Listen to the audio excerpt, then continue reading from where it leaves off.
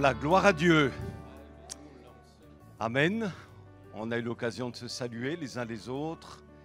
Gloire au Seigneur. On est heureux de se retrouver pour bénir, adorer, glorifier celui qui sauve et qui sauve encore aujourd'hui. Amen. On est très heureux d'accueillir aussi des personnes nouvelles au milieu de nous. Alléluia. Il y a la famille de Nicole qui va être présente, une bonne partie en tout cas au fond de la salle. Là-bas, on les salue. Voilà, on vous dit bonjour, on vous accueille aussi chaleureusement de tout notre cœur. Amen. Hein. Je vais prier, ensuite on écoute un témoignage, le témoignage de Oscar, qui a été footballeur professionnel dans différents clubs bretons, dont Brest aussi, Lorient. Et puis c'est un homme qui a donné son cœur à Jésus et qui est un chrétien, qui annonce même l'Évangile. Donc on aura l'occasion d'entendre son témoignage. Amen. Dieu touche partout, dans tous les milieux, sportifs, politiques, économiques, partout. Jésus a une œuvre à faire dans chacune de nos vies. Amen. Merci notre Père pour ces moments. Nous les voulons bénis en toi et nous sommes venus te rendre un culte en esprit, en vérité. Nous désirons acclamer le nom de Jésus. Alléluia. Et nous croyons que tu es maître de ces lieux, maître de ce moment. Tu visites déjà nos musiciens, nos chantres, la partie technique. Tu visites les enfants, au gibes aussi, Seigneur. Tu es dans tes mains et aussi nous te demandons d'entourer notre sœur Nicole là où elle est en ce moment dans ta grâce et de bénir la famille réunie ce matin dans ce lieu. À toi la gloire au nom de Jésus. Amen. Amen. Bonjour, je m'appelle Oscar Ewelo. J'ai joué pendant 17 ans au haut niveau en tant que professionnel de football. J'aimerais vous raconter mon histoire. J'ai grandi dans une famille de 7 enfants, une bonne famille, je n'ai manqué de rien, jusqu'à un jour où j'ai perdu mon père à l'âge de 14 ans. La perte de mon père a conduit vraiment ma famille dans le chaos. Ma mère était devenue vraiment alcoolique pour oublier vraiment cette douleur. Et pendant longtemps, j'ai vu une femme qui détruisait réellement sa vie. Jusqu'un jour, on lui a présenté Jésus. On lui a dit que Jésus pouvait lui changer sa vie. Et elle a ouvert son cœur, elle a décidé de croire. Et Jésus l'a vraiment changé. Et j'ai vu une femme totalement transformée. Et moi aussi, à un moment donné, on m'a présenté la Bible. On m'a dit, tu sais, Jésus peut faire quelque chose pour toi. Et j'ai commencé à lire la Bible. Et plus je lisais la Bible, plus il y avait des choses qui me touchaient. Les paroles de la Bible généraient en moi la foi, une confiance en un Dieu que je ne connaissais pas, qui était capable de vider l'absence d'un père que j'avais. Un jour, j'ai décidé, un 31 décembre, au lieu d'aller en soirée, de commencer mon année d'une manière différente. Et j'étais à une réunion de gospel. Et là, j'ai entendu la parole de Dieu. Et cette parole a profondément transformé ma vie. J'ai été touché. C'était comme si Dieu allumait une pièce dans ma vie qui était éteinte. J'ai décidé de suivre Dieu. Je pensais que ma première année, que les choses allaient de mieux en mieux. Mais j'ai commencé à expérimenter des choses compliquées. J'arrivais plus à jouer dans mon travail au niveau du football. J'étais souvent réellement blessé, donc éloigné réellement des terrains. Je ne comprenais rien. Donc pendant un an, j'ai pu jouer au haut niveau. Ça m'a permis de me rapprocher vraiment de Dieu. J'ai appris que Dieu voulait 100% de mon cœur et pas 99%. Et lorsque j'ai compris ça, on m'a appelé en équipe nationale. Et j'ai commencé à aller jouer en équipe nationale. J'ai fait la CAN, la Coupe d'Afrique des Nations, en 2000. J'ai fait partie des meilleurs joueurs même de cette compétition. Et à partir de là, ma carrière de football a complètement changé. J'ai fait des montées en Ligue 1 avec Lorient, une finale avec Amiens et une montée aussi avec Brest. Et j'ai expérimenté des choses vraiment merveilleuses avec le Seigneur. J'ai baigné dans un milieu aisé, un milieu dont beaucoup de gens aspirent à être, mais ce milieu-là ne donne pas la paix, ne donne pas la joie, où ce sont des joies, une paix qui est vraiment éphémère. Tandis que Jésus donne une paix, une joie qui demeure. Ouais, qui demeure. Ouais, ouais.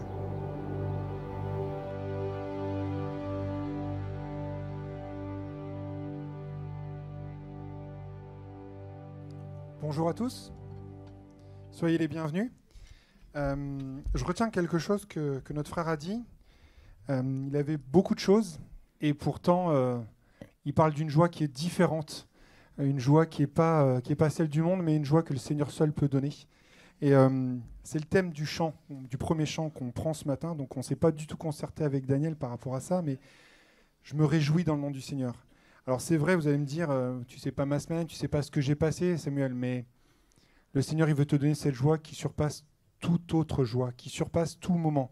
Alors c'est vrai, ça n'empêche pas d'avoir des moments un peu tristes dans la vie, mais le Seigneur, lui, nous donne une joie qui est différente, une joie qui nous permet d'aller plus loin.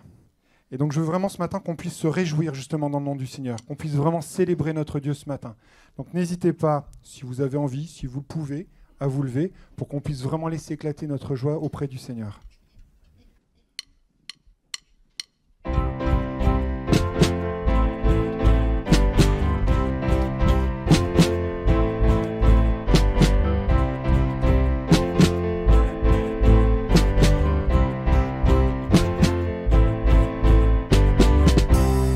Je me réjouis dans le nom du Seigneur. Je me confie dans le nom du Seigneur. Je lève mes mains dans le nom du Seigneur. Je chante de joie dans le nom du Seigneur. Je célébrerai le nom de celui que mon cœur aime. Oui, je bénirai le nom de mon Sauveur. Je célébrerai le nom de celui que mon cœur aime. Oui, je bénirai le nom du Seigneur.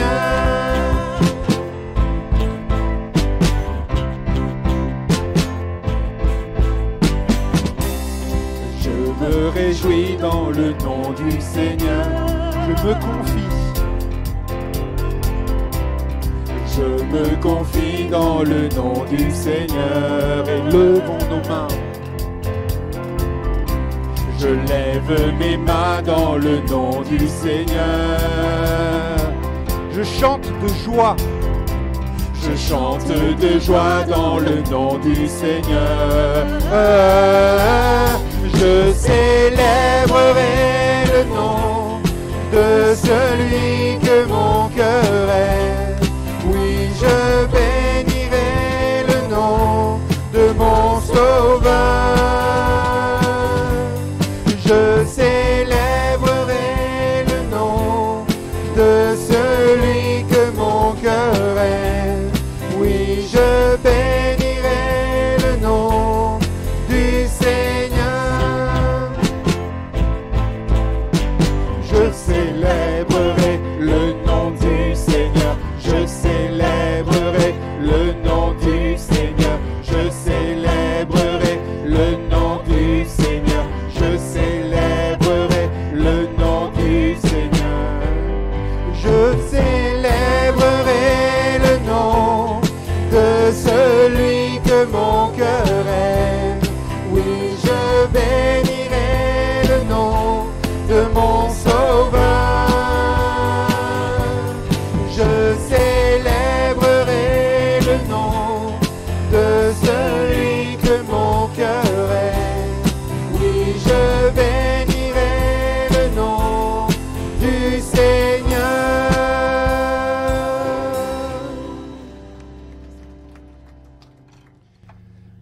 Le chant qu'on va prendre maintenant nous dit, alors je vais en parler juste un petit peu, je n'aime pas trop forcément parler entre les chants, mais juste quel ami fidèle et tendre. Sauf que, il n'est pas comme d'habitude. Alors soyez pas surpris, suivez-nous.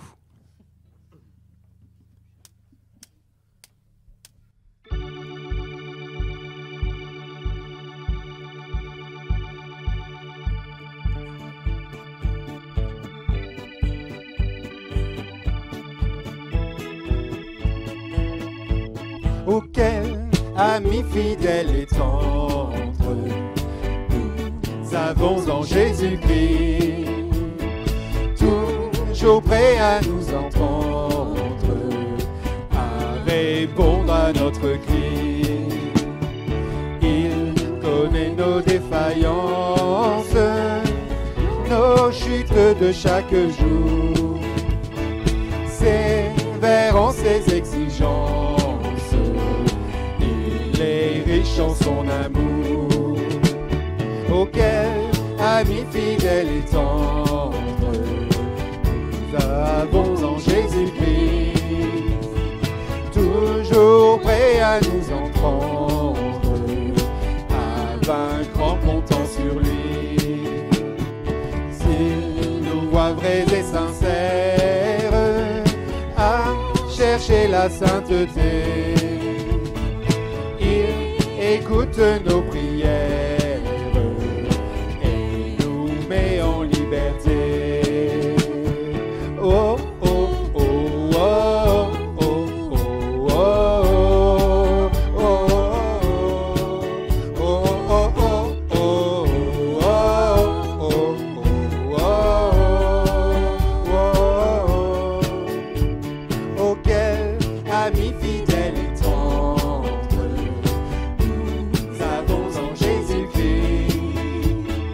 Bientôt il viendra nous prendre pour être au ciel avec lui. Suivons donc l'étroite voie en comptant sur son secours, car bientôt nous aurons la joie de vivre avec lui toujours. Oh, oh, oh, oh, oh, oh, oh, oh, oh, oh,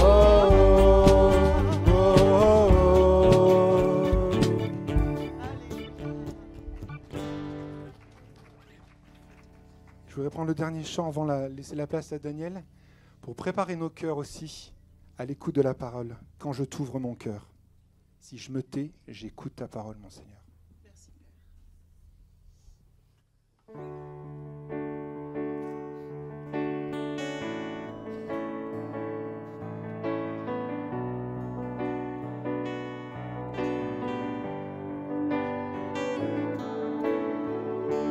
Si je me tais, j'apprendrai à écouter la voix du bon berger. Quand je l'entends, oh, je comprends qu'il a payé pour ma liberté.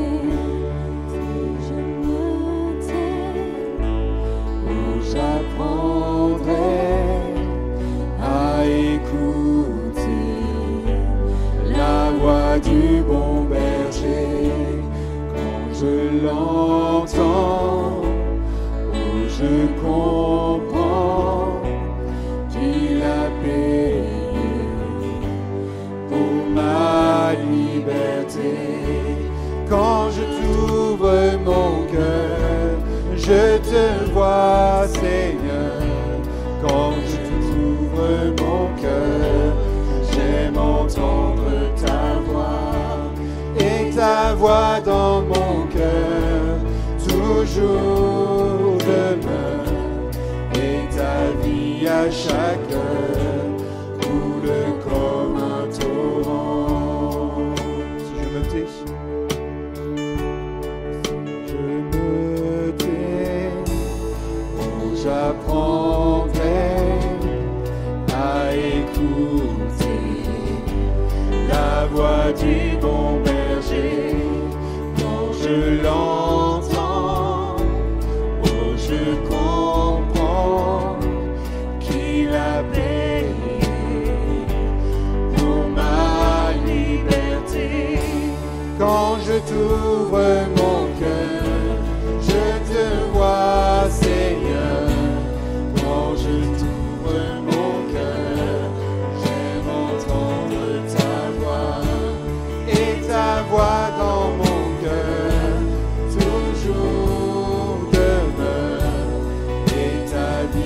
à chacun, coule comme un torrent. Quand je t'ouvre mon cœur, je te vois, Seigneur. Quand je t'ouvre mon cœur, j'aime entendre ta voix. Et ta voix dans mon cœur, toujours demeure. Et ta vie à chacun coule comme un torrent. Et ta voix dans mon cœur, toujours demeure. Et ta vie à chacun coule comme un torrent.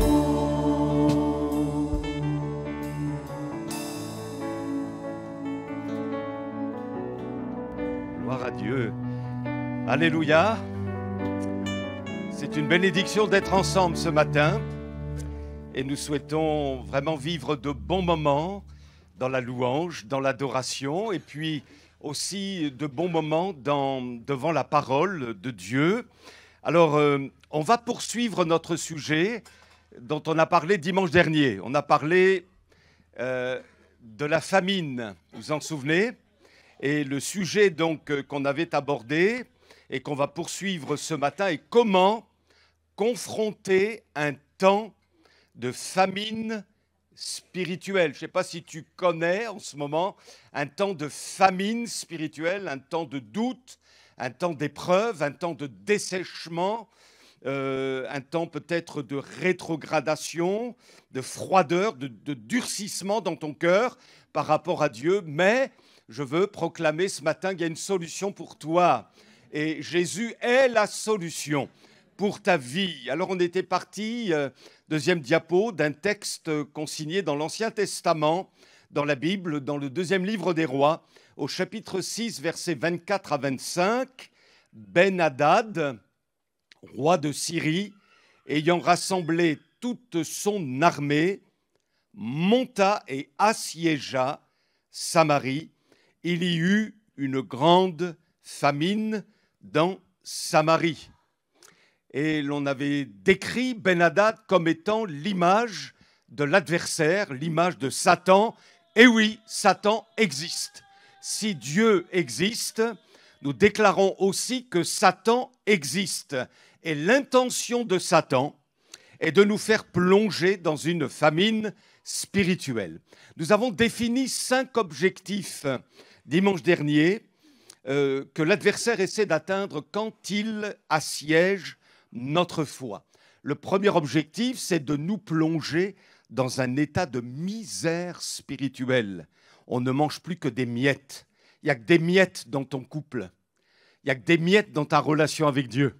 Il n'y a que des miettes dans ta famille. C'est une foi squelettique, des miettes. Donc, le malin veut nous faire plonger dans un état de misère spirituelle alors que en Jésus, nous avons l'abondance. La deuxième chose que le diable veut faire, c'est de nous faire croire que la vie chrétienne est impossible, irréalisable, impossible à vivre. Dans un temps de famine, tout coûte cher. Et ça coûte, quand on connaît une famine spirituelle, ça coûte d'aller aux réunions. Ça coûte de prier, ça coûte de lire la Bible. Ça coûte de résister aux tentations, de persévérer, de rester fidèle et de mener une vie loin du péché.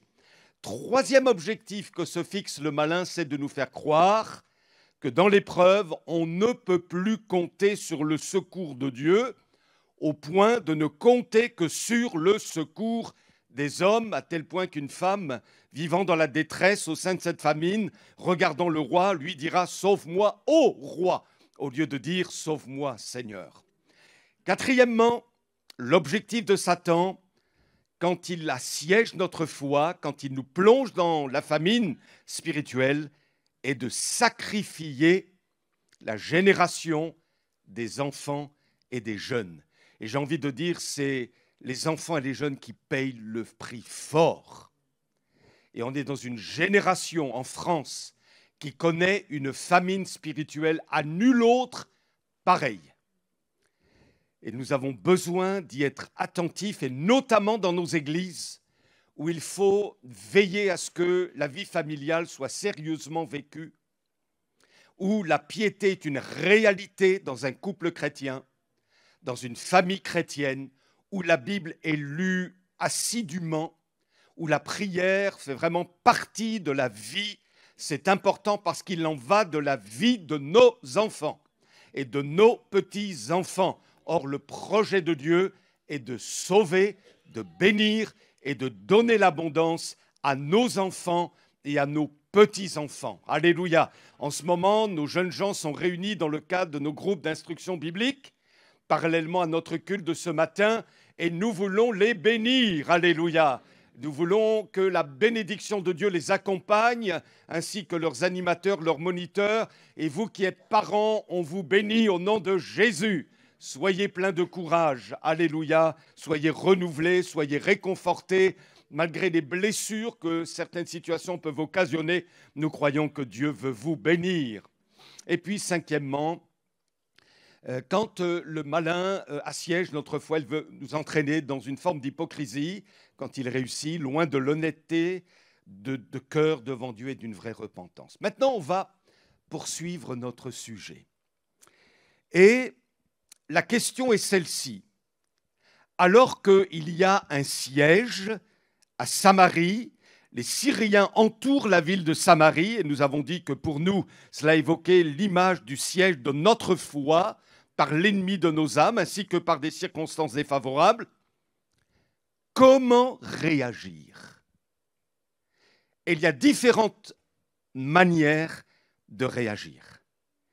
Il y a la réaction négative et il y a la réaction positive. Comme quoi on peut vivre la même chose tous sans la vivre de manière égale. Et le Seigneur voudrait que nous adoptions la manière positive de confronter les sièges de notre foi, de confronter les temps de famine quand nous les traversons. Les deux réactions négatives sont celles du roi, on va le voir tout à l'heure plus précisément, qui est vraisemblablement Joram, et sa foi était complètement découragée.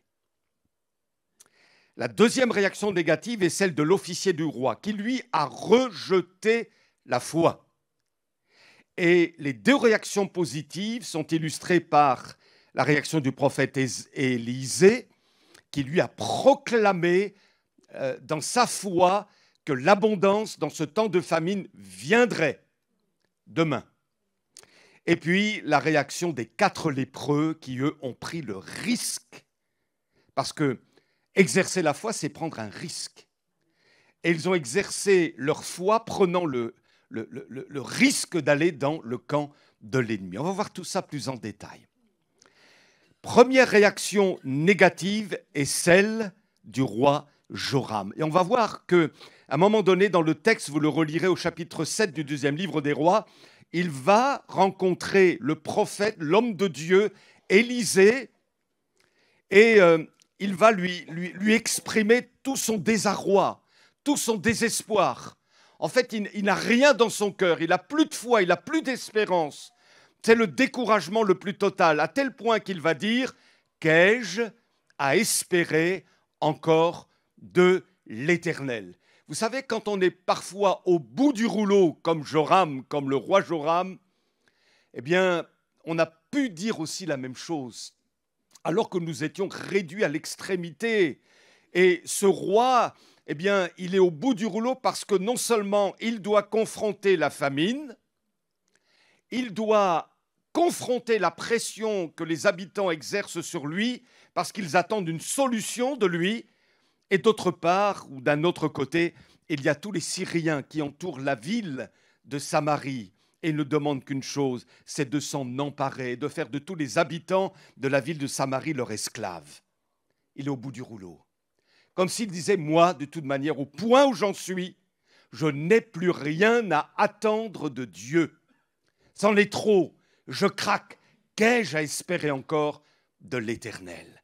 Mes amis, il est possible que nous passions, nous traversions parfois des saisons où notre foi est découragée.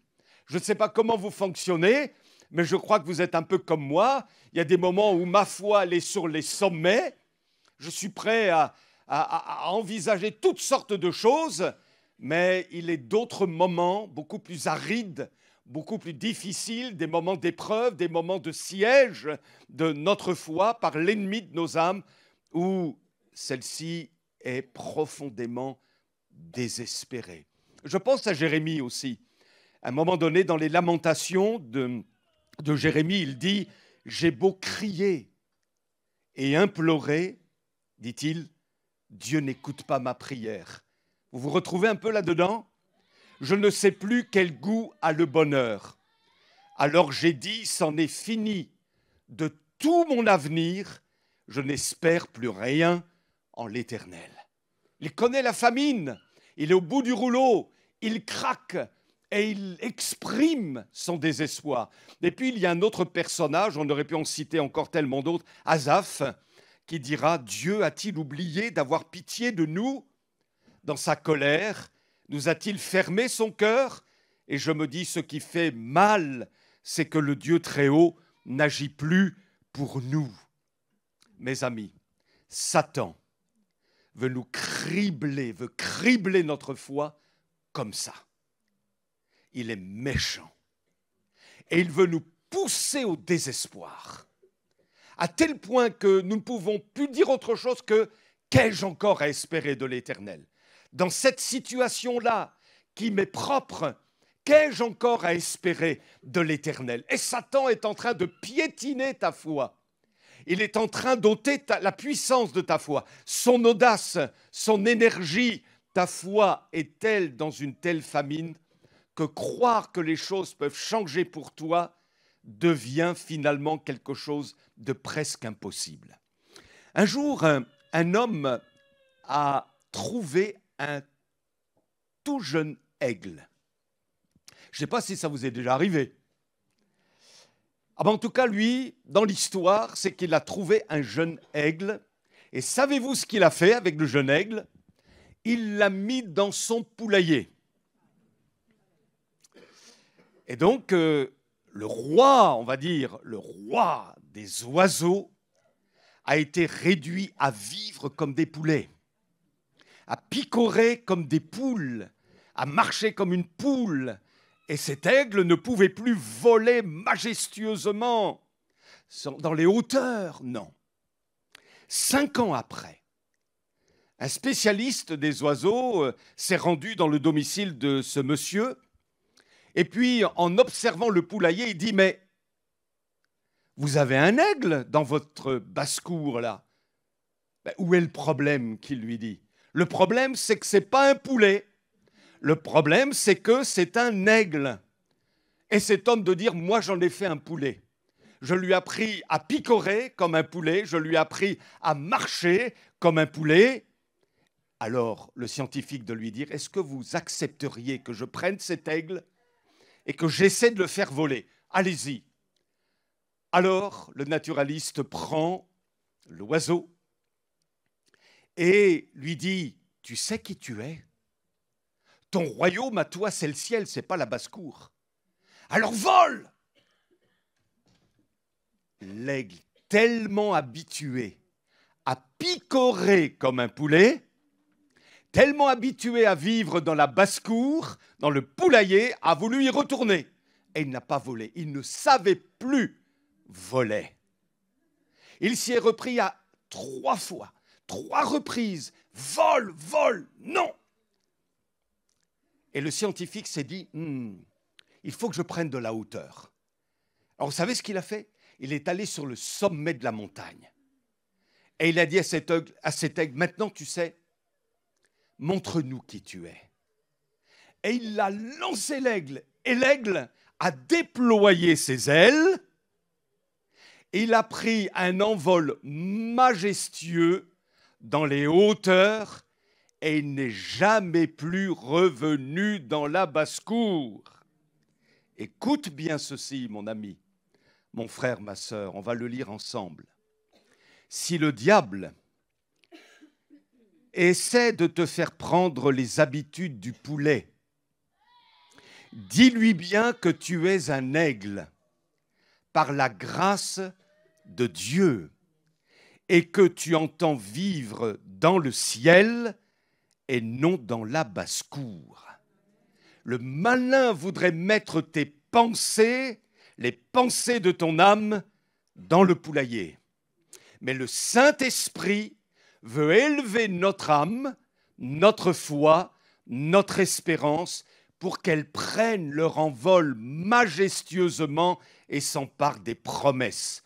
Tu peux traverser la tempête, tu peux traverser le deuil, tu peux connaître la maladie, tu peux être confronté à la déception. Et qui n'a jamais été déçu dans une église, déçu même de Dieu, déçu de ne pas vivre encore certaines promesses consignées dans la parole de Dieu? Tu peux vivre des conflits dans ton couple, des frustrations, mais Dieu ne t'abandonnera jamais. D'ailleurs, l'Écriture dit, une femme oublierait-elle l'enfant qu'elle nourrit ?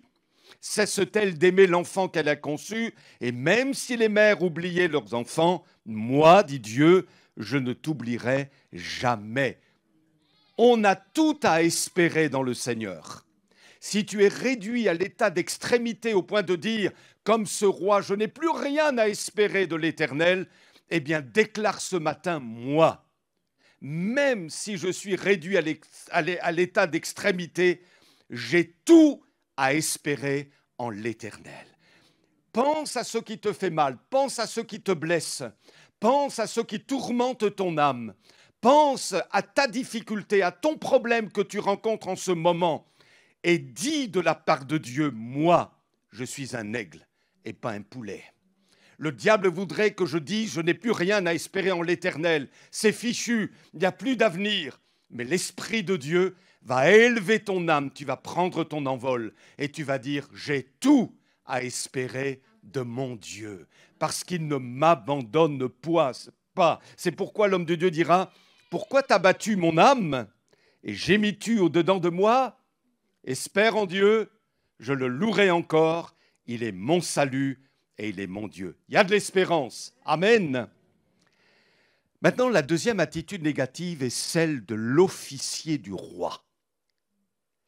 Le roi est devant le prophète. Il dit son désespoir, j'ai plus rien à espérer de l'Éternel. Et le prophète, on va le voir tout à l'heure, va déclarer sa foi. Et il va annoncer dès demain, alors que le peuple connaît la famine, il va annoncer un temps d'abondance. Il y aura de la farine, il y aura de l'orge, et ça ne va pas coûter cher. L'officier du roi, l'officier qui est à côté du roi, il entend cette parole et il dit, mais même si le Seigneur envoyait de l'orge, du blé, du grain en perçant des trous dans le ciel, pareille chose n'arrivera jamais. Et Élisée de le regarder en disant, si, ça va arriver. Mais toi, tu n'en profiteras pas. Toi, à cause de ton incrédulité, là, eh bien, tu ne pourras pas en jouir. Écoutez-moi bien. La foi trop raisonnée, je ne dis pas que la foi ne raisonne pas, mais il existe un type de foi trop raisonnée. La foi trop raisonnée est la foi qui déraisonne. Cet officier, en écoutant cette proclamation du prophète Élisée, il y aura de l'abondance demain, il n'y aura plus de famine, il a dû se dire, mais n'importe quoi. Et peut-être que ce matin, alors que tu m'écoutes, là, tu es en train de dire, mais ce gars-là qui m'explique ces choses, n'importe quoi. Ce sont des balivernes, c'est impossible. Cet homme n'est pas conscient de la réalité de la situation. Et vous savez quoi, mes amis, on a un problème parfois.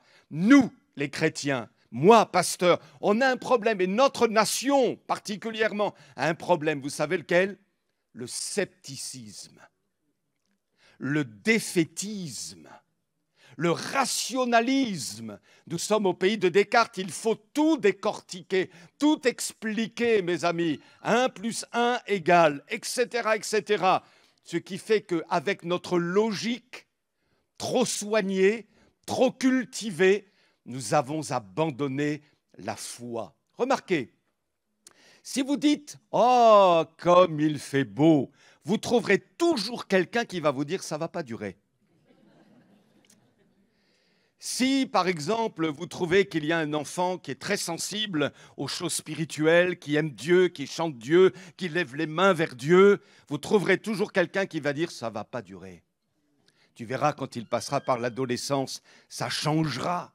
Si vous avez un bel auditoire dans votre réunion de prière, vous trouverez toujours quelqu'un qui dira « oh, ici c'est fluctuant, tu sais, ça ne durera pas non plus ». Si vous avez été guéri miraculeusement par le Seigneur, vous témoignez, vous trouverez toujours quelqu'un qui va vous dire « oh, ça va retomber de toute façon ». Si vous voyez une grande église quelque part avec des centaines, des milliers de gens, vous trouverez toujours quelqu'un qui vous dira « oui, mais c'est léger ». Le prédicateur, il donne des petits messages légers. Et puis, ils utilisent des techniques du monde. Vous trouverez toujours quelqu'un qui va attacher le scepticisme à tout ce qui marche finalement. Et puis, vous vous souvenez peut-être de ces moments où on pratiquait ce qu'on appelait l'évangélisation, des grands efforts d'évangélisation dans les régions, en Normandie, en Bretagne, dans l'Est, dans le nord de la France. On organisait des grandes campagnes d'évangélisation. Et à cette occasion-là, on faisait des barbecues, on invitait les voisins, on invitait les collègues de travail, on invitait nos amis. Ils venaient et puis on témoignait, on chantait. Et il y avait même le prédicateur qui annonçait l'évangile. Mais combien de fois n'ai-je pas entendu ? Mais ça, c'est l'évangile saucisse merguez. Ça ne va rien donner, ces histoires-là. Le scepticisme. Pareille chose arriverait-elle? Même si Dieu envoyait du blé, de l'orge, en perçant le ciel, en faisant des trous dans le ciel, ça n'arrivera jamais. Le scepticisme, le défaitisme, ça nous colle à la peau. Et on a vraiment besoin de l'intervention miraculeuse de Dieu. Parce que le diable rend parfois la vision opaque.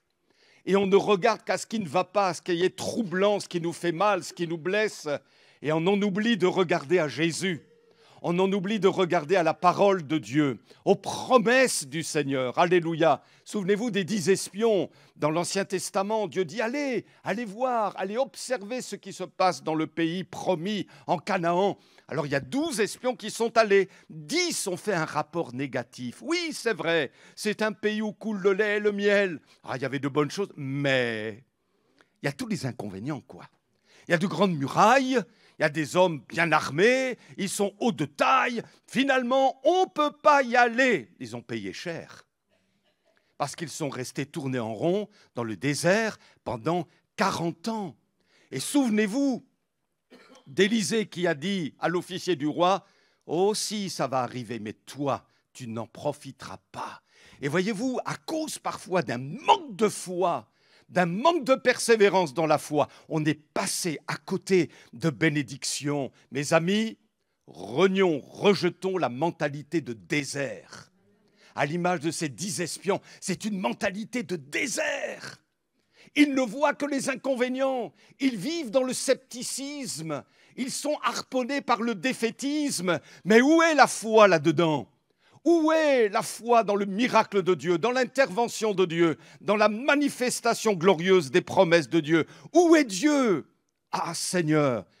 Et il y en avait 2 qui se sont démarqués, Josué et Caleb. Et la Bible dit qu'ils étaient animés d'un autre esprit. Ils avaient la mentalité du royaume. Souvenez-vous de Jésus dans la barque, alors que la tempête menaçait de faire chavirer la barque. Et pour ceux qui ont connu un peu la mer et qui ont fait du bateau, vous savez ce que ça veut dire que d'être en pleine tempête. Et alors on comprend les disciples quand ils ont dit à Jésus, « Seigneur, viens-nous en aide, on périt si tu n'interviens pas. » Et le Seigneur de dire dignement, paisiblement, « Pourquoi avez-vous peur ? Gens de peu de foi. » Mais enfin, Seigneur, tu ne vois pas la situation. Tu ne la mesures pas. Toi, peut-être, tu as la tête dans le ciel, mais nous, on a les pieds dans l'eau. Alors, fais-nous grâce. Et le Seigneur est en train de te dire ce matin, calme-toi. Calme-toi. Tu es dans la panique, là. Tu es nerveux. Tu es presque impossible à vivre. Tu piques des colères. Tu ne sais plus où tu en es. Mais il est en train de te dire, calme-toi. Aie confiance en moi. Ah, c'est facile de dire ça, Seigneur.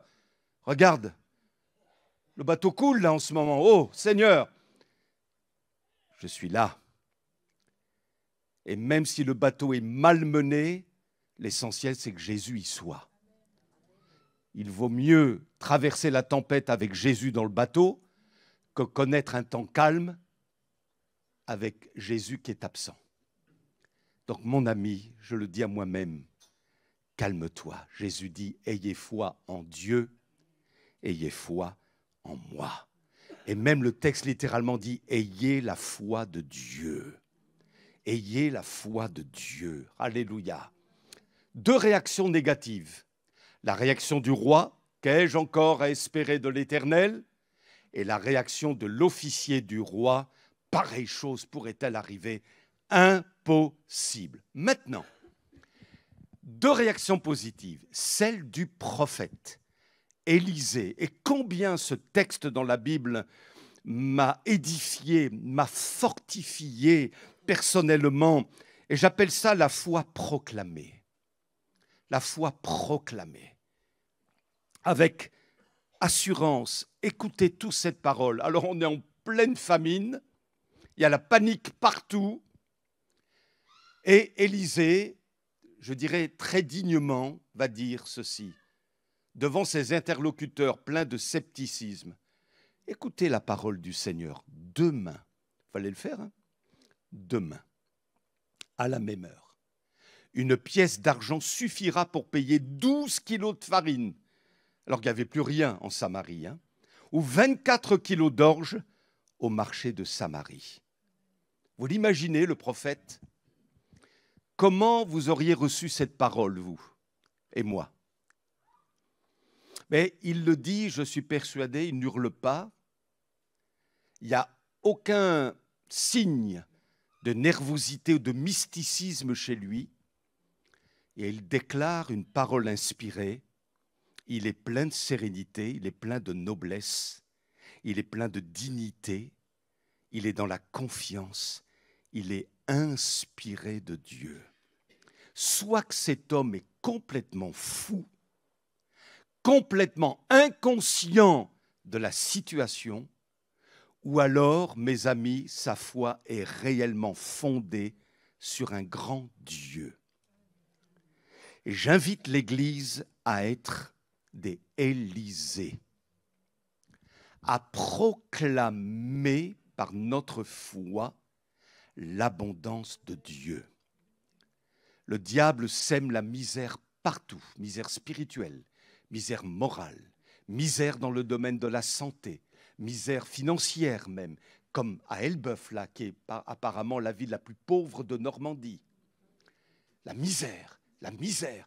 C'est comme s'il y avait un verdict satanique sur ta vie, la misère sur ton couple, la misère sur tes enfants. Et comme si le diable disait, ils vont se détourner. Moi, je vais prendre tes enfants, je vais les détourner de Dieu, je vais les faire vivre dans la misère spirituelle, loin, loin, loin du salut. Il proclame, Satan proclame la misère. Du haut de ses ateliers infernaux, dans les lieux de ténèbres, il proclame la misère sur notre vie. Mais nous réagissons comme des Élysées, avec noblesse, avec dignité, et nous disons demain. Aujourd'hui, oui, ok, je regarde, ouh, c'est dur. Demain, il y aura l'abondance de Dieu. Demain, le salut. Et quand je dis demain, ça ne veut pas dire dans 24 heures, mais ça veut dire dans l'avenir. Demain, là, mes enfants vont se tourner vers Jésus. Demain, là, mes petits-enfants vont se tourner vers Jésus. Demain, ma situation va changer. Demain, la grâce de Dieu va intervenir. Demain, là, ma situation dans ma santé va être transformée. Alléluia. Demain, ma ville va être transformée dans le nom de Jésus. Une foi qui proclame avec assurance, avec dignité, ce que Christ a déjà tout accompli par sa mort sur la croix. Le jour où l'Église n'y croit plus, le jour où l'Église finit par dire, comme le roi, nous n'avons plus rien à espérer dans l'Éternel, c'est fichu, tout est bouché, tout est fermé, alors l'Église a perdu la guerre. Mais à partir du moment où l'Église, constituée d'hommes et de femmes qui aiment Jésus, déclare comme Élisée, non, non, non, nous avérons, comment dirais-je, aidez-moi, on ne va pas s'avouer vaincu, on va proclamer l'abondance de Dieu. Tous les jours, tu proclames, alléluia, tu proclames, mon fils va être sauvé au nom de Jésus. Ce n'est pas un bourrage de crâne, tu fais comme Élisée. Tu déclares, tu proclames l'abondance de Dieu. Parce que Dieu n'est pas radin pour dire non, je vais retenir ma bénédiction. Non. Il va libérer sa bénédiction. Tu as le droit de demander la bénédiction de Dieu dans la mesure où tu vis dans la sainteté, tu es loin du péché, tu marches avec Jésus, tu es héritier de Dieu et co-héritier avec Christ. Alléluia. Je déclare l'abondance de Dieu au nom de Jésus. Alléluia. Amen. Et puis, il y a une autre réaction positive, c'est celle des 4 lépreux. Il y avait 4 lépreux qui étaient à la porte de la ville de Samarie. Et qu'est-ce qu'ils se sont dit? Ils se sont posé pas mal de questions. Mais entre autres, ils ont dit ceci, et je résume le texte de 2 Rois, chapitre 7. « Allons au camp des Syriens, et livrons-nous à eux. S'ils nous laissent en vie, eh bien tant mieux, nous vivrons. S'ils nous tuent, tant pis, nous mourrons. » Et vers le soir, ils se levèrent pour aller au camp des Syriens. C'était risqué, oui ou non? C'était risqué. Ils arrivent près du camp, mais ils ne trouvent personne. Waouh! En effet, dans le camp des Syriens, le Seigneur a fait entendre le bruit d'une grande armée avec des chars et des chevaux. Les lépreux traversent tout le camp et entrent sous une tente. Là, ils mangent et ils boivent. Alors qu'il n'y avait plus rien, gloire à Dieu. Ils emportent de l'argent, de l'or, des vêtements qu'ils vont cacher. Ils retournent à la porte de la ville de Samarie et appellent les gardiens. Ils leur disent « Nous sommes entrés dans le camp des Syriens, il n'y a plus personne. » Et après quoi, le roi, ses serviteurs et puis tout le peuple vont se rendre dans le camp que les Syriens ont abandonné et ils vont récupérer toute l'abondance que les Syriens ont laissée derrière eux, mes amis. Ils vont reprendre l'abondance que les habitants de Samarie avaient perdue.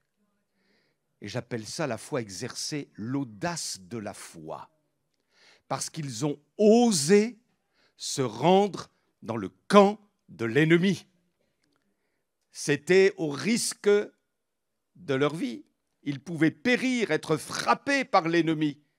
Mais ils y ont été et la foi prend des risques. Elle ose croire. Elle ose croire. Elle ose faire confiance.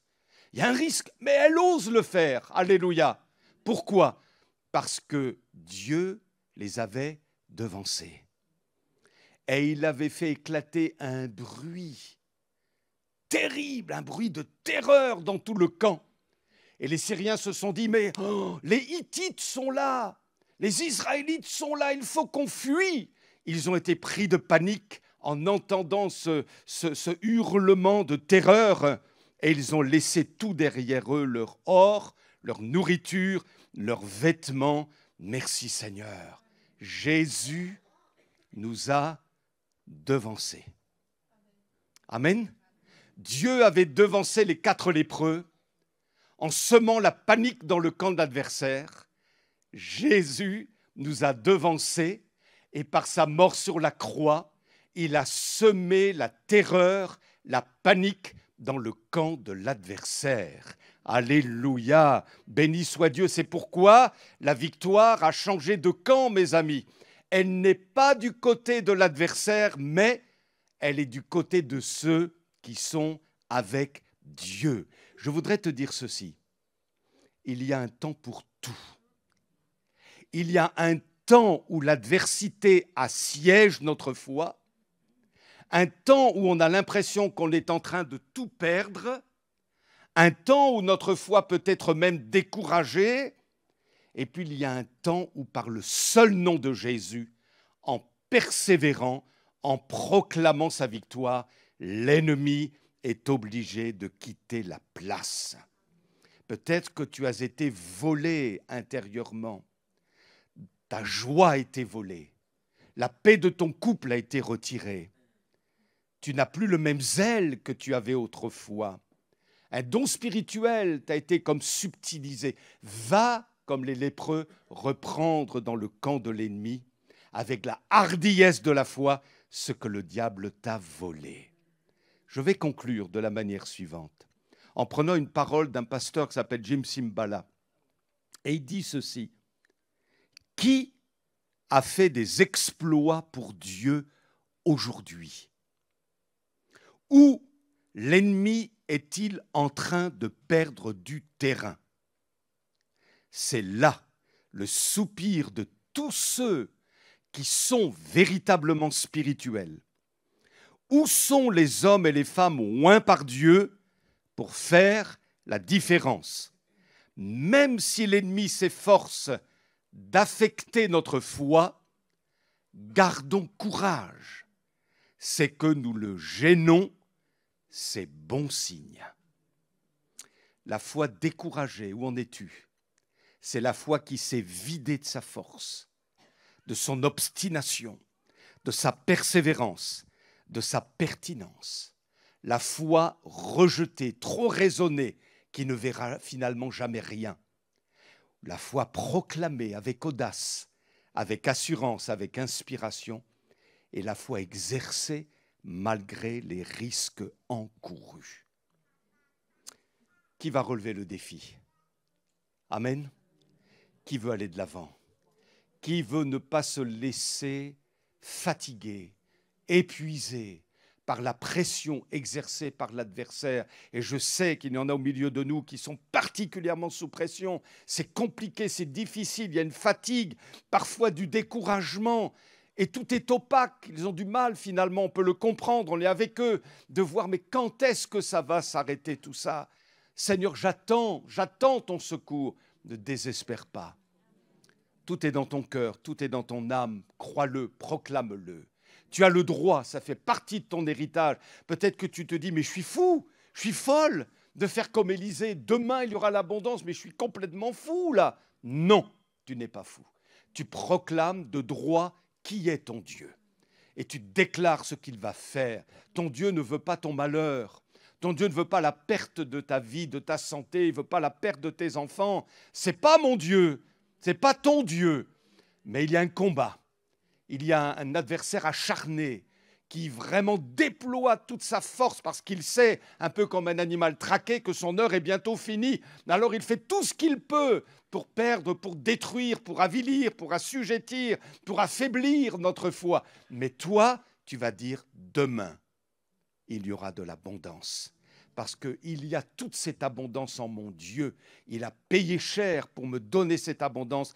Et moi, je vais en profiter de cette abondance. Il est toujours le Dieu du miracle, qui fait basculer les situations. Alléluia. Il est le Dieu du tout à coup. Amen, amen. Du tout à coup. Et tout à coup, ça peut changer. Gloire à Dieu. De ton côté, prie. De ton côté, proclame ta foi. De ton côté, sois délivré de tes péchés. Alléluia. Et favorise l'action du Seigneur au nom de Jésus.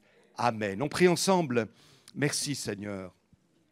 Peut-être qu'au milieu de nous, des amis ont envie de se positionner là. Je pense que c'est important ce matin de saisir ce qu'on a entendu.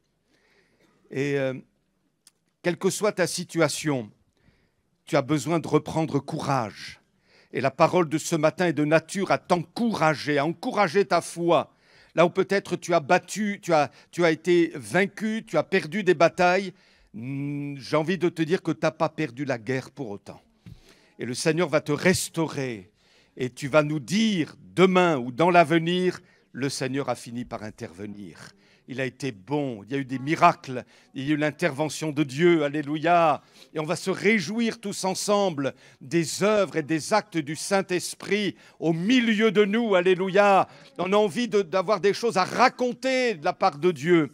On a envie d'avoir notre cahier rempli d'expériences. Alléluia, on va les noter, on va dire, mais tu m'as fait vivre ça. Tu m'as donné ceci, j'ai expérimenté tel secours, telle délivrance, telle guérison. J'ai vécu ça, Seigneur, je te loue, je t'adore, je te bénis. Alléluia, peut-être que ton cahier est vide. Tu n'as rien à dire finalement. Tu ne vis plus rien quelque part.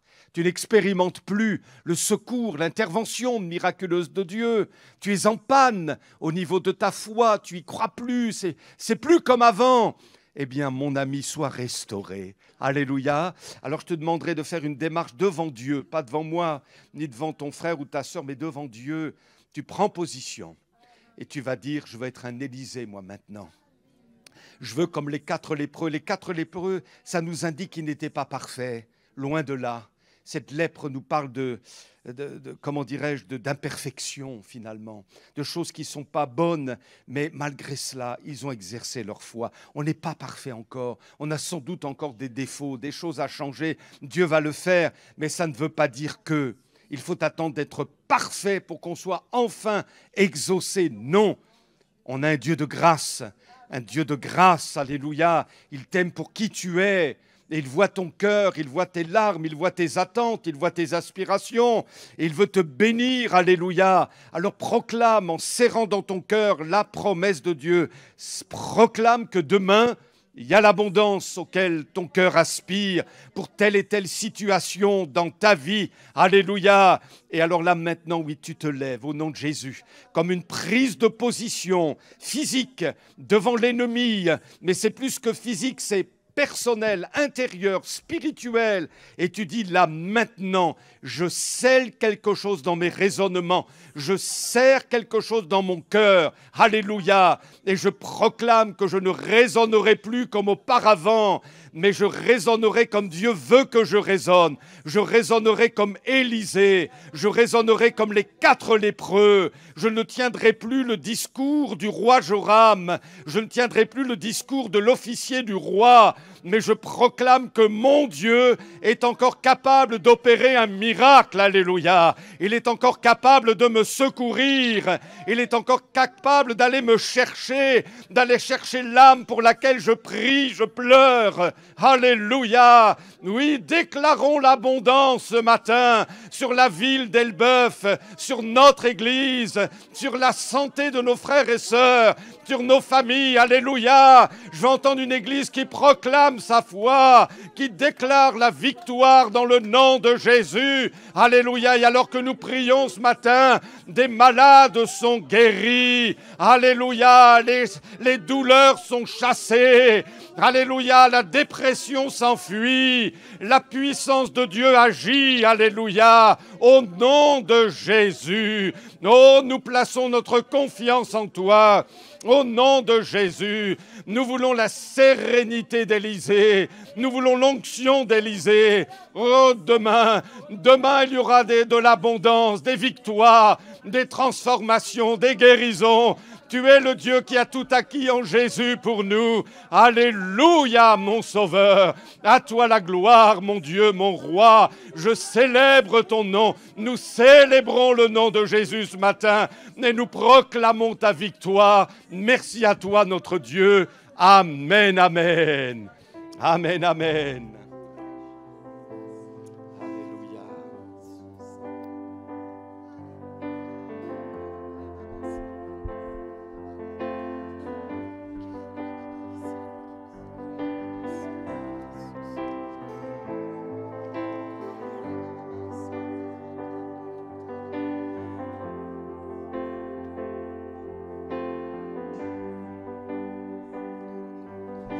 Je sonde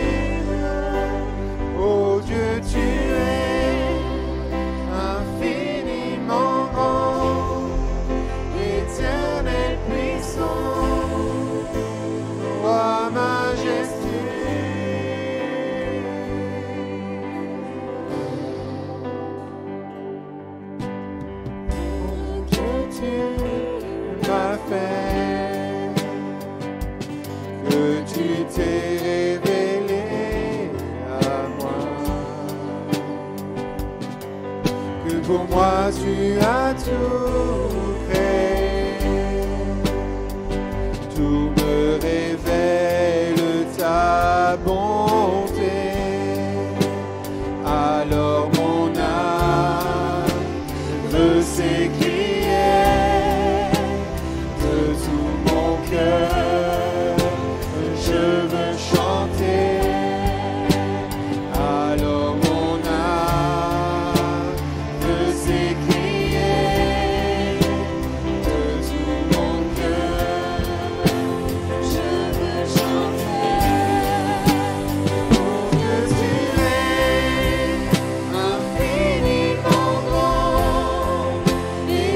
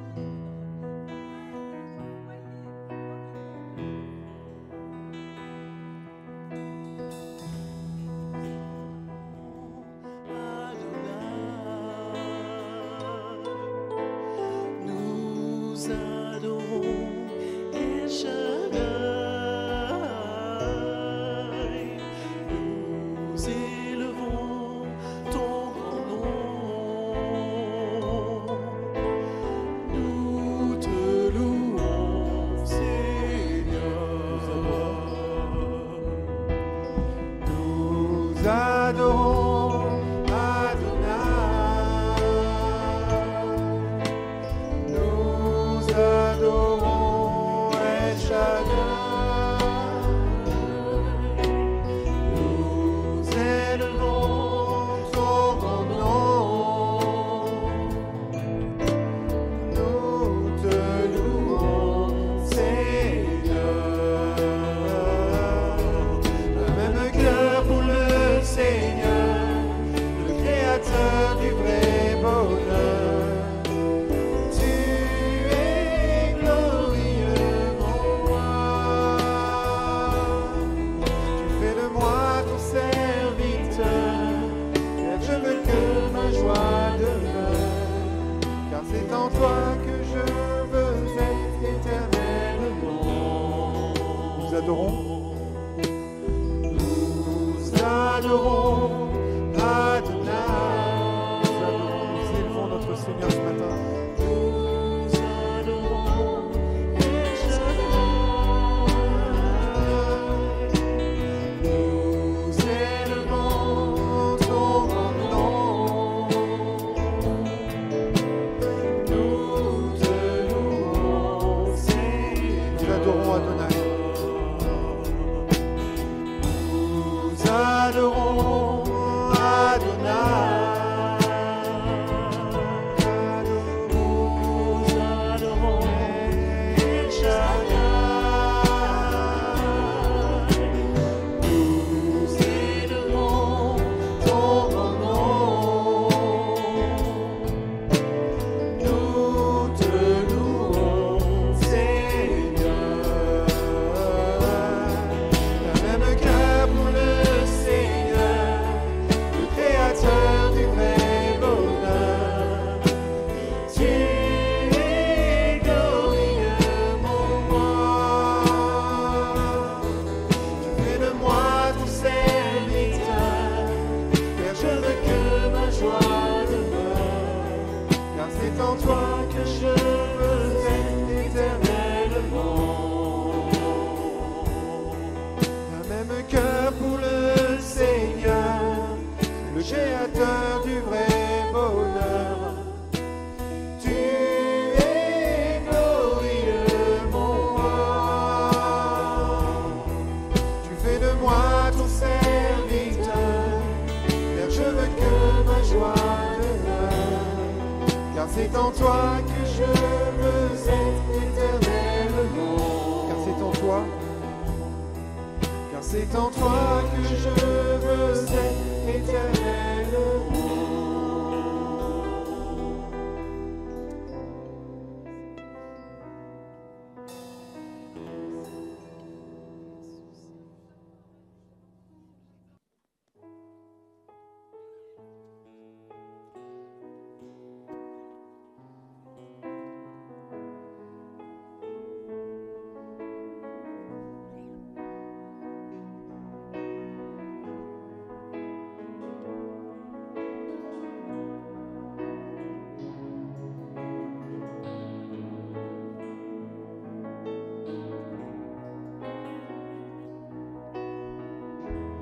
Seigneur, tu me cherches,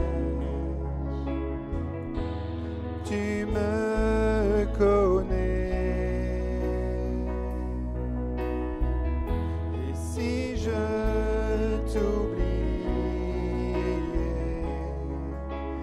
je sais que tu m'aimes. Ta sainte présence, elle m'environne.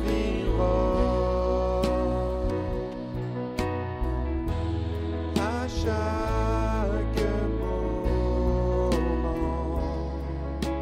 je sais que tu m'aimes. Je sais que tu m'aimes.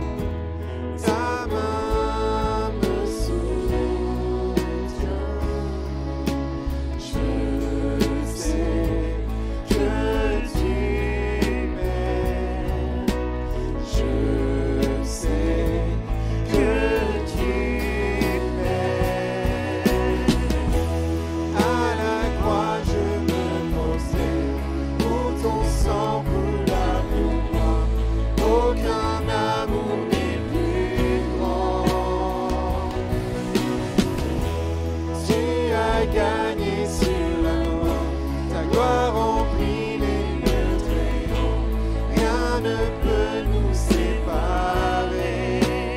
Et j'irai voir, tu traces le chemin, car tu as tout accompli. Tu déchires le voile, tu traces le chemin, car tu as tout accompli.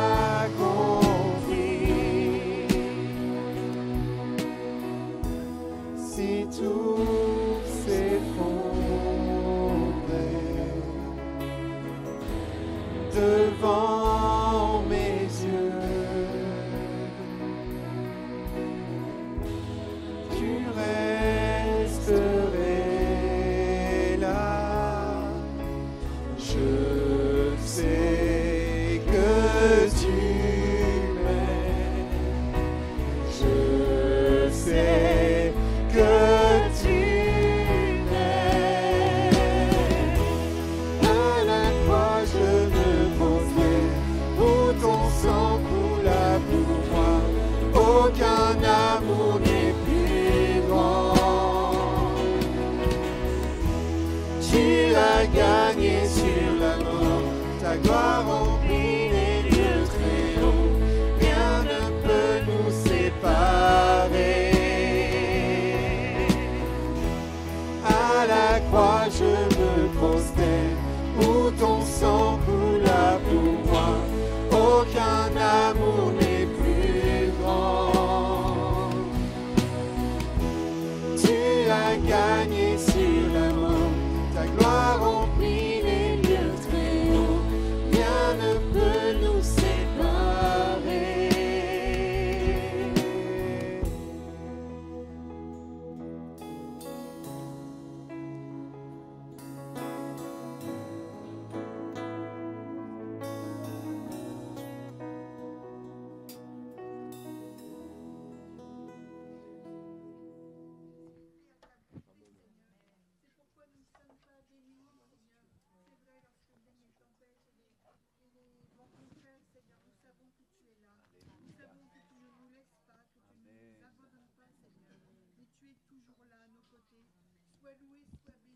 Oui, amen. Je propose que pendant quelques instants, on se centre sur ce qui nous préoccupe, ce qui peut nous contrarier, peut-être nous empêcher de dormir, c'est peut-être une maladie, c'est peut-être un enfant qui se rebelle, c'est peut-être une situation dans un couple qui est compliquée, situation professionnelle difficile, enfin, tellement de choses finalement. Et je vous demanderai de proclamer que ça va changer.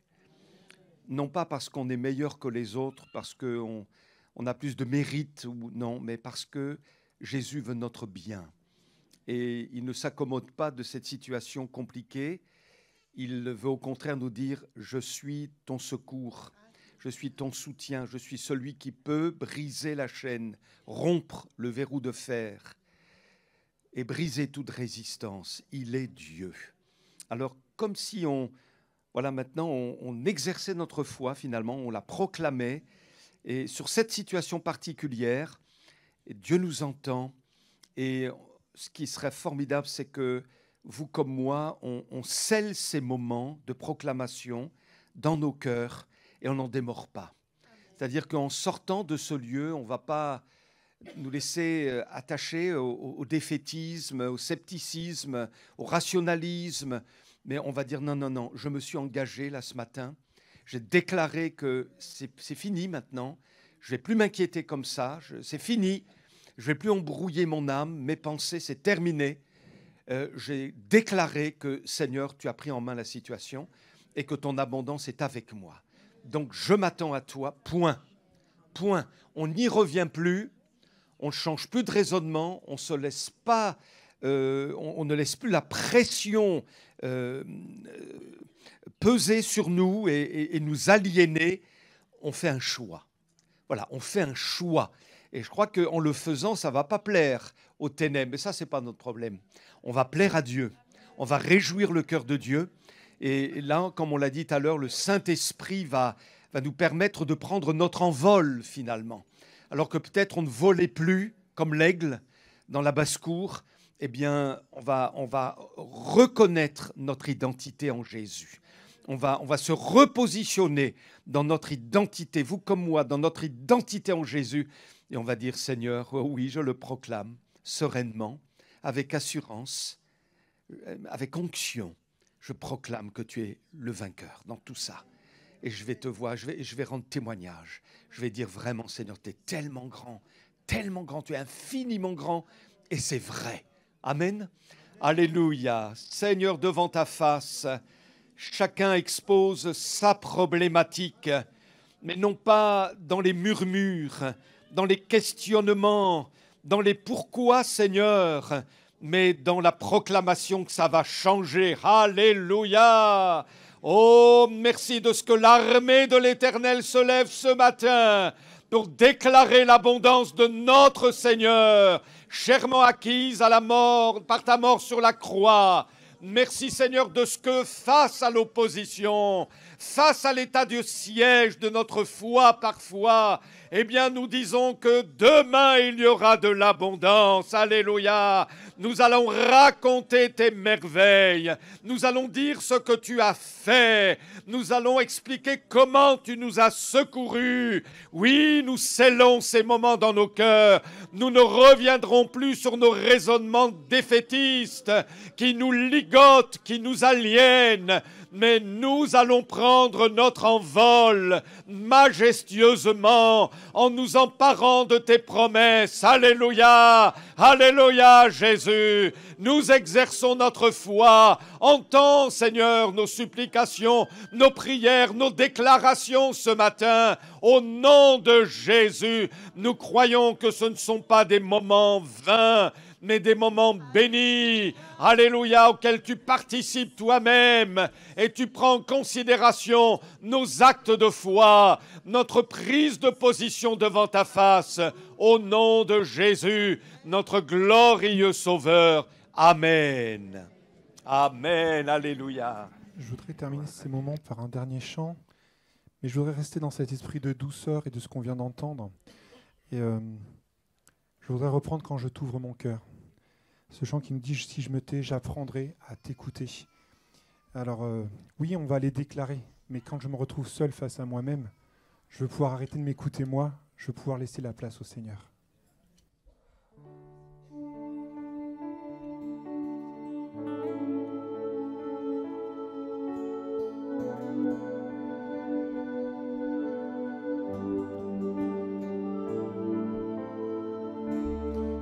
Je me tais, oh, j'apprendrai à écouter la voix du bon berger.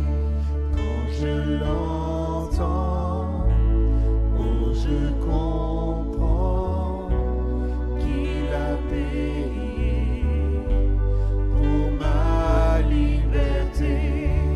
Quand je t'ouvre mon cœur, je te vois, Seigneur. Quand je t'ouvre mon cœur, j'aime entendre ta voix, et ta voix dans mon cœur, toujours demeure, et ta vie à chaque heure coule comme un torrent.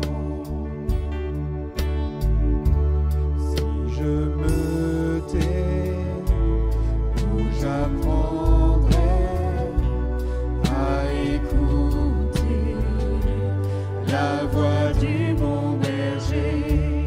Quand je l'entends, où je comprends qu'il a payé pour ma liberté. Quand je t'ouvre mon cœur, je te vois, Seigneur. Quand je t'ouvre mon cœur, j'aime entendre ta voix,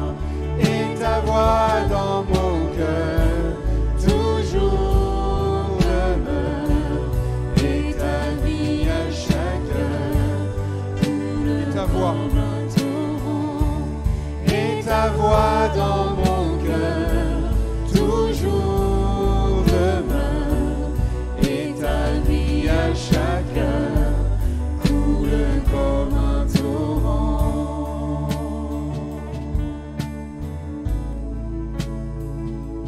Alléluia, nous voulons ensemble aussi t'apporter notre sœur Nicole dans ces moments. Seigneur, elle t'appartient. Tu sais, toi, ce qu'il convient de faire.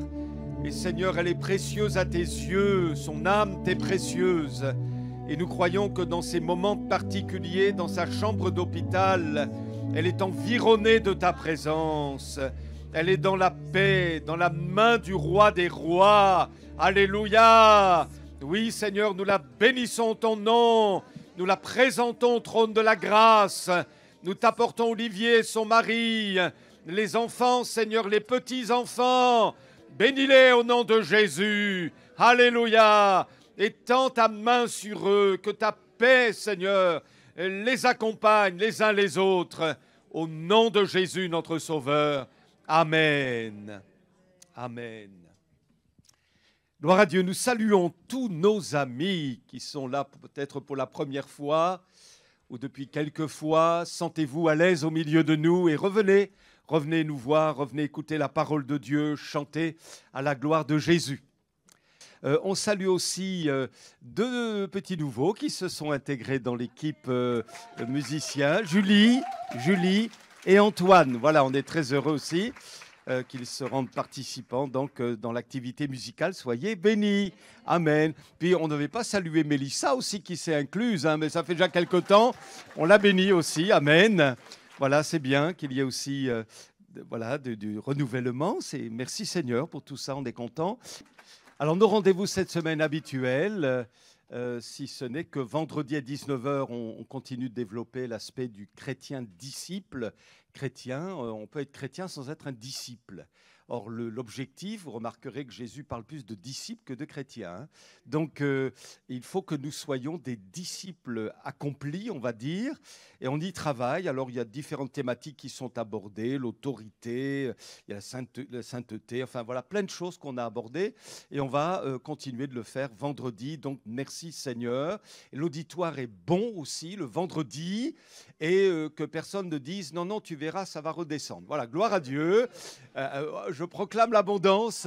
Venez, venez, venez, venez, c'est important. Le dimanche, c'est important, mais si vous pouvez venir le vendredi, c'est aussi des moments bénis que nous avons ensemble et on se fait beaucoup de bien. C'est jamais la même chose. Chaque dimanche, il y a toujours une thématique différente et on se fait beaucoup de bien. Et mes amis, soyez bénis. Voilà, bon retour, bon dimanche. Merci à tous. Tu es merveilleux, Seigneur.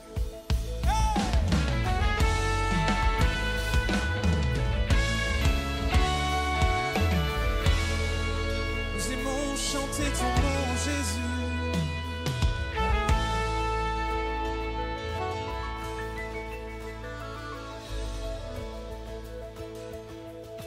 Alors on va le dire comme une prière. Que ton nom résonne. Que ton nom résonne en ce lieu. Que ton nom résonne en ce lieu. Que ton nom résonne en ce lieu. Jésus, que ton nom résonne en ce lieu. Disons-le ensemble comme une prière. Que ton nom résonne en ce lieu. Tu peux chanter de là où tu es. Que ton nom résonne en ce lieu. Il résonne aussi dans ta maison aujourd'hui.